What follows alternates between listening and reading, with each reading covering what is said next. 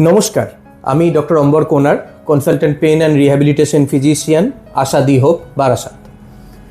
আমাদের কাছে বেশ কিছু রুগীরা আসেন যে কোমর থেকে পায়ের দিকে ব্যথা নামছে। এইটা আমি আগের ভিডিওতে ডিসকাস করেছি যে এটা কী কারণে হয়। কোমরের যে জায়গা থেকে নার্ভটা বেরোয় সেখানে যদি প্রোল্যাপসড ইন্টারভার্টিব্রাল ডিস্ক বা ডিস্ক প্রোল্যাপসের জন্য সেখানে যদি নার্ভে চাপ পড়ে, নিউরাল ফোরামিনাতে যদি চাপ পড়ে, তাহলে কোনো পায়ের একটা পার্টিকুলার দিকে বা একটা ডার্মাটোম ধরে পেন হয়। তো সেইটা খুব কমন রোগ, এতে অধিকাংশ মানুষই ভোগেন। অধিকাংশ মানুষের ক্ষেত্রে এমআরআই করে যখন এই ডিস্কটা দেখা যায়, অনেকেই খুব প্যানিক মোডে চলে যান যে এটা আমার ডিস্ক প্রোল্যাপস হয়েছে, আমাকে হয়তো সার্জারি করতেই হবে, নইলে আমি সেরে উঠবো না। অপারেশনের সুনির্দিষ্ট কিছু গাইডলাইন্স আছে যেগুলোর জন্য অপারেশন অত্যাবশ্যক কি, এবং সেই জিনিসটা আপনাকে কিন্তু গাইড করে দেওয়া হয় যে এই সময়ে অপারেশন দরকার, এই সময়ে অপারেশন দরকার নেই।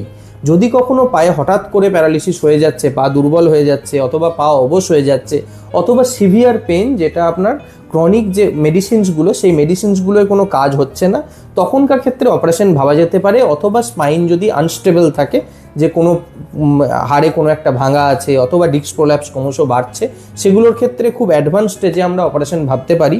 কিন্তু অপারেশনের আগে এবং কনজারভেটিভ ট্রিটমেন্টের মাঝে একটা কিন্তু ভালো বেশ কিছু উপায় আছে, যেগুলো হচ্ছে মিনিমালি ইনভেসিভ প্রসিডিওর্স, মানে যেগুলো কাটাছেঁড়া না করে কিছু প্রসিডিওর্স হয়, আগে সেইগুলো ট্রাই করা হয়। কনজারভেটিভ ট্রিটমেন্টে যদি রুগীর রেসপন্স না হয়, যদি কনজারভেটিভ ট্রিটমেন্টে রুগীর রেসপন্স হয়ে যায়, তাহলে কিন্তু ইঞ্জেকশনও দরকার হয় না। এবার আসি কনজারভেটিভ ট্রিটমেন্ট কী। কনজারভেটিভ ট্রিটমেন্ট হচ্ছে স্পাইনের ওই জায়গাটাকে সাপোর্ট দেওয়া, সেটা বেল্ট পরে হোক বা কথা শুনে হোক, কিছু নিয়ম মেনে হোক, ওই জায়গায় যেন নতুন চোট আর না হয়।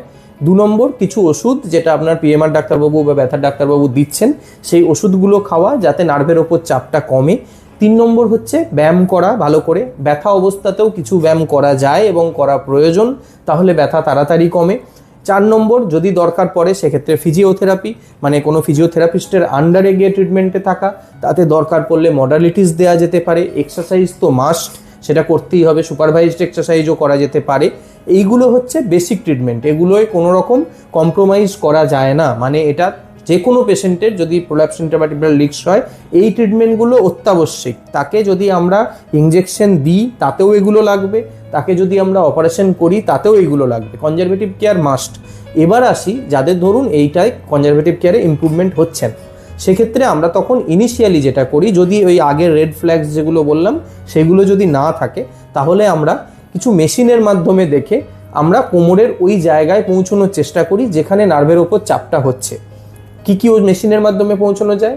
1 নম্বর হচ্ছে ইউএসজি, আল্ট্রাসাউন্ড যেটা আমরা করা হয়, সেই আল্ট্রাসোনোগ্রাফির মাধ্যমে, আল্ট্রাসাউন্ড মেশিনের মাধ্যমে দেখে পার্টিকুলার ওই জায়গায় যে আপনার যে জায়গায় ডিস্ক প্রোল্যাপস হচ্ছে সেই জায়গায় ওষুধ পৌঁছে দেওয়া যায় কডাল ব্লকের মাধ্যমে। কডাল ক্যানাল আমাদের শরীরে লেজের আগে যে অংশটা, সেইখান দিয়ে একটা কডাল ক্যানাল আছে যেটা স্পাইনাল কর্ডের সাথে কাছাকাছি অবধি পৌঁছে যাচ্ছে এপিডুরাল স্পেস দিয়ে।